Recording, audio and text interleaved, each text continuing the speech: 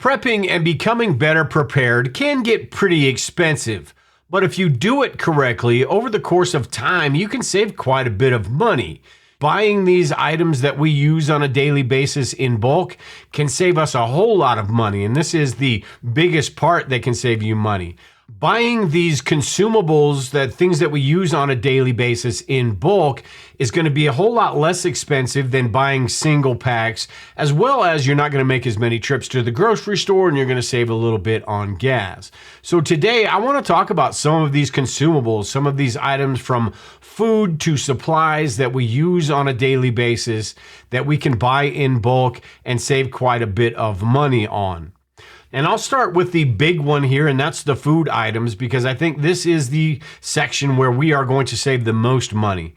And the first one I've got here is canned goods. And canned goods, as long as you go through these, you can stockpile quite a few of these. And just like everything in your food storage, it's store what you eat and eat what you store. But canned goods, we make a lot of recipes with different types of beans, so we can stockpile a whole bunch of beans. You can go to Sam's Club or Costco and buy in bulk and get a much better deal than going to the grocery store and buying a can or two here and there. The great thing about canned foods is they have a really long shelf life, and there's a big variety of what you can get. You can get fruits and vegetables, and you can get meats, which is a big one in preparedness. Whether you're talking about tuna, canned chicken, the canned Spam, or even just corned beef and hash, and the meals in a can, the soups and stews and things like that. So canned foods are a big area where, as long as you're using them, you could save quite a bit of money. Another thing you should consider buying in bulk is your pet food. Dog food, cat food, or whatever animals you have. The larger quantity you buy, the less expensive it's going to be. Again, with these stores like Sam's Club and Costco, you can buy a whole bunch and it lasts for a very long time, and you can store that as long as it's stored away from pests and things like that. You're going to have a nice stockpile to draw on when times get tough or just on a daily basis. So think about pet food as well. You can save quite a bit of money there. Another one is the prepper staples, the rice, flour, and beans, the dried beans, the rice in the big 25-pound bags, or the flour. Again, this is something that if you use these, you can store quite a bit of these. Now, the rice, flour, and beans, none of them are really expensive in the first place, but having a lot of these stored could be really helpful. The rice, we use rice all the time, so storing 25 pounds of rice and putting those in Mylar bags in a 5-gallon bucket is really nothing, and those will last we'll use those before those even get close to expiring. The same thing with flour. Now, dried beans, we don't use very much because we use the canned beans. That's really a personal preference, but rice, beans, and flour can save you quite a bit of money and save you those trips from just having to go to the grocery store all the time to get a little bit more. One of the big ones that can save you a whole bunch of money by buying in bulk is meat. I did a video a little while back and I bought some different grocery products, and then I'll be doing a video pretty soon on how the prices of those have gone up. And pretty much everything from the grocery store other than meat has stayed about the same. Inflation brought everything up, and then it's basically stayed even since then, other than meat and beef specifically. Beef has gone up outrageously over time. So the more that we can buy this in bulk, instead of buying 5 pounds, 3 pounds, or 1 pound of ground beef, maybe you get 30, 40 pounds from one of these big box stores, or even go to, if you've got a local farmer, you can buy a side of beef or something like that. But beef is one where you can save it by buying in bulk. Get yourself a chest freezer and buy in bulk. You can save a whole lot of money. Now, chicken and pork, those have gone up as well, but not as much as beef has. But you can still get a really good deal on buying those in bulk. So the more meat you can stock up, you can save quite a bit of money here.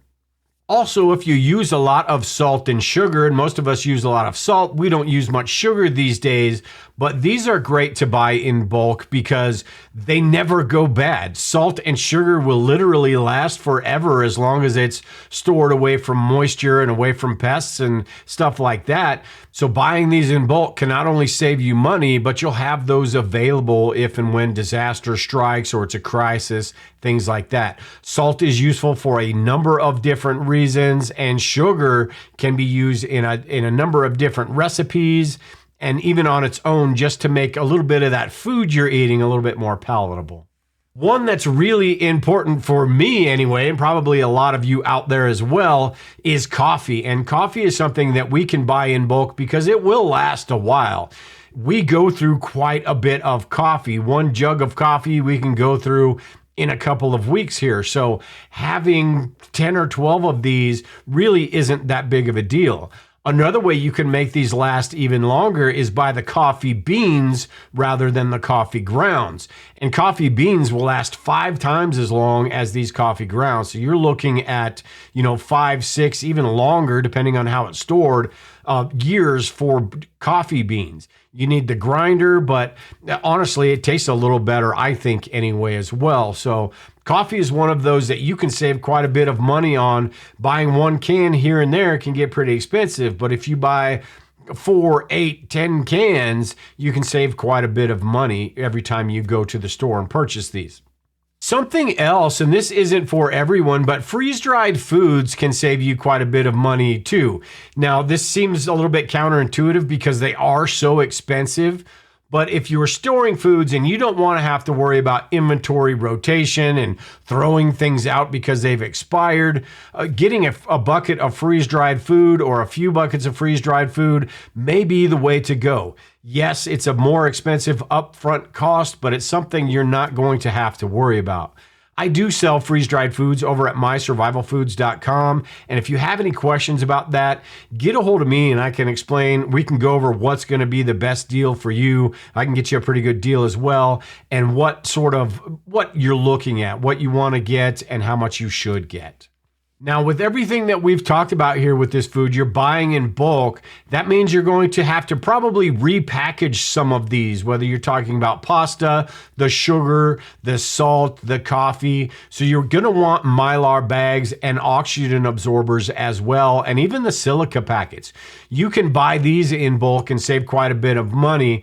You buy the smaller packs, you're going to pay a little bit more. But if you've got the gallon-sized bags or the quart-sized bags, I use quart-sized bags all the time, not just for preparedness, but to keep those, make sure everything's safe in my cabinets and counters, keep those pests and things out of it. Not that we have any, but just in case, it's going to be, if you put a bag of flour in your cabinet, it's going to be a whole lot easier for those little critters to get into rather than a sealed Mylar bag. So make sure you have some of these Mylar bags. They're great for long-term food storage, and they're also good for if you open something up, you can throw them in this Mylar bag with an oxygen absorber, and you are good to go. So these Mylar bags and these oxygen absorbers are great to buy in bulk. During COVID, I remember getting a hold of oxygen absorbers became almost impossible because everyone was buying them up. So if you have these available and they last a super long time, as long as they're sealed up, they're not going to go bad. So it's not and they don't take up much space, so you might as well get some. But you're going to use them if you're saving money on buying in bulk. You're going to use these Mylar bags and oxygen absorbers. So think about the different foods that you eat on a regular basis and how much you can buy and where you can get those in bulk. And you can save on a monthly basis, you could save a couple $100s on a monthly basis and then either use that money for other things or maybe use that money to invest a little bit more in preparedness.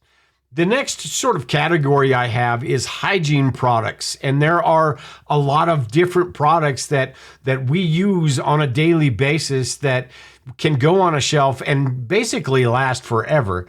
Toilet paper is the big one here.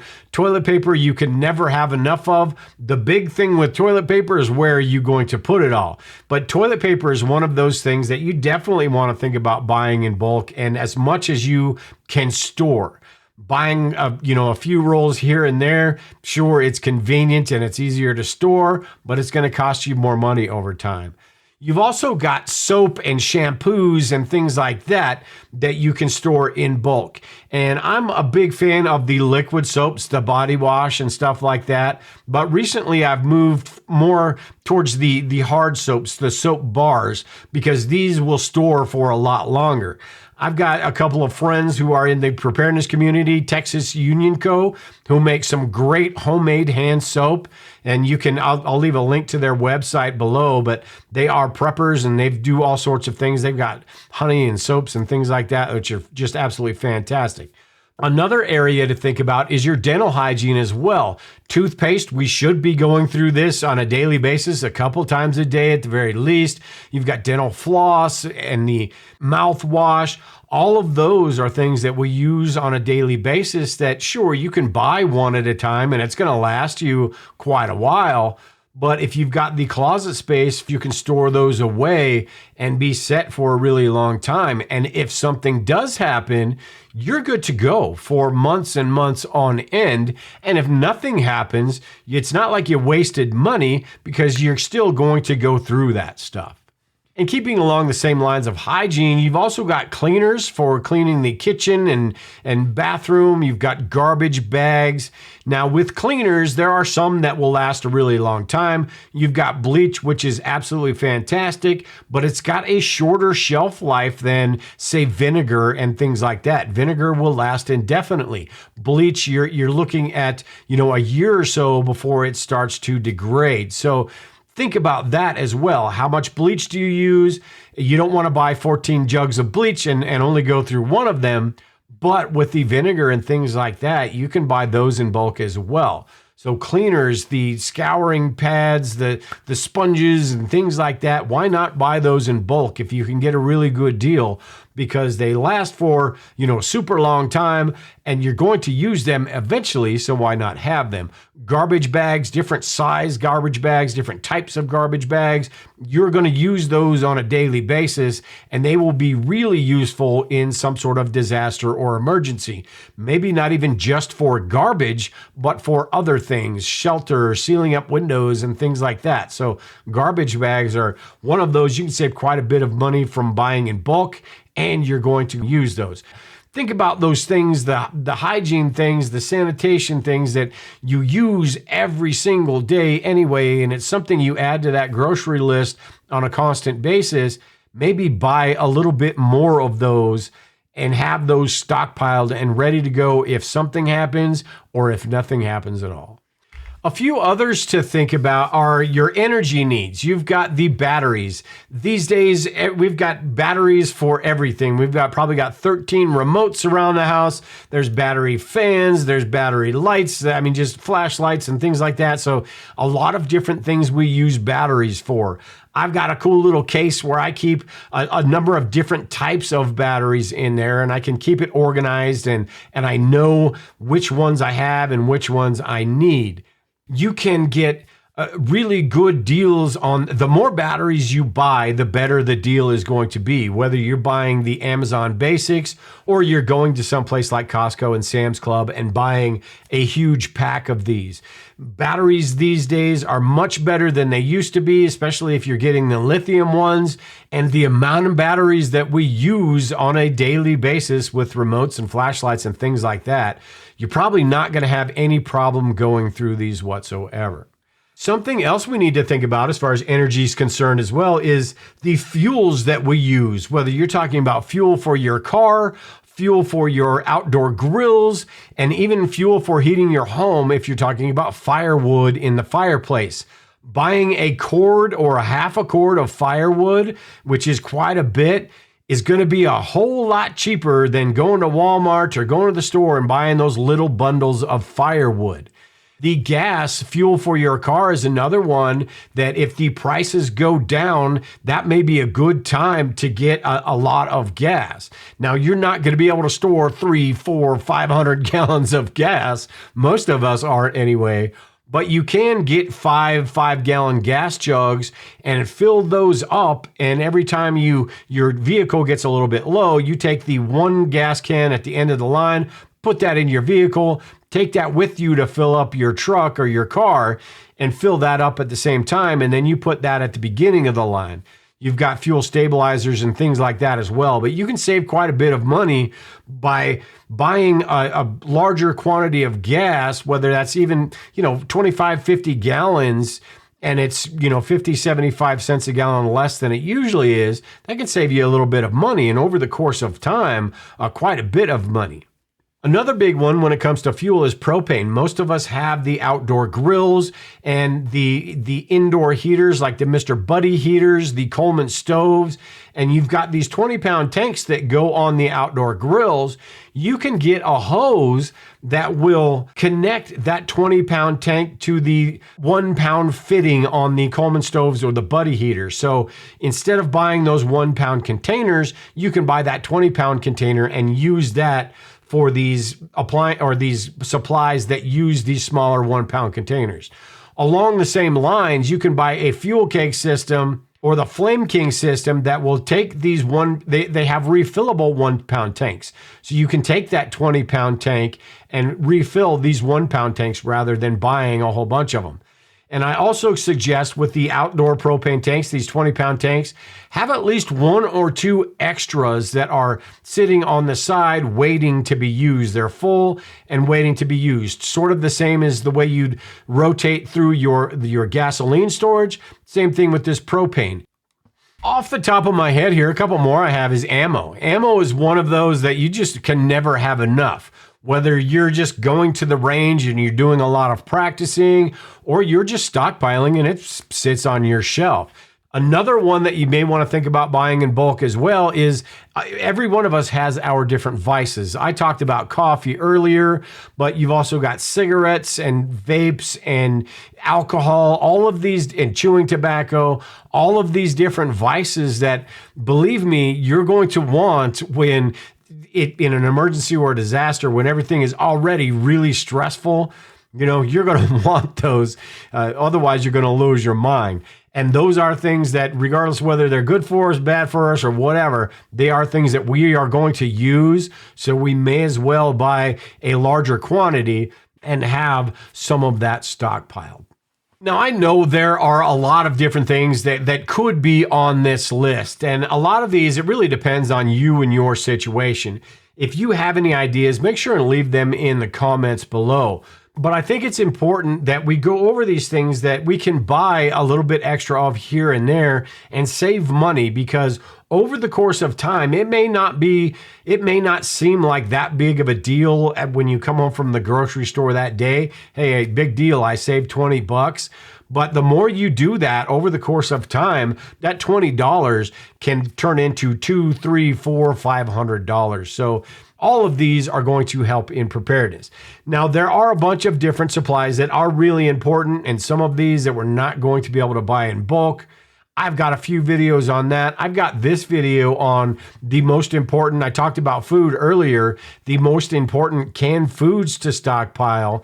And these are ones that you can stockpile in bulk as well. You can watch that video here. But until next time, everyone, take care and prepare, and we will talk to you all later.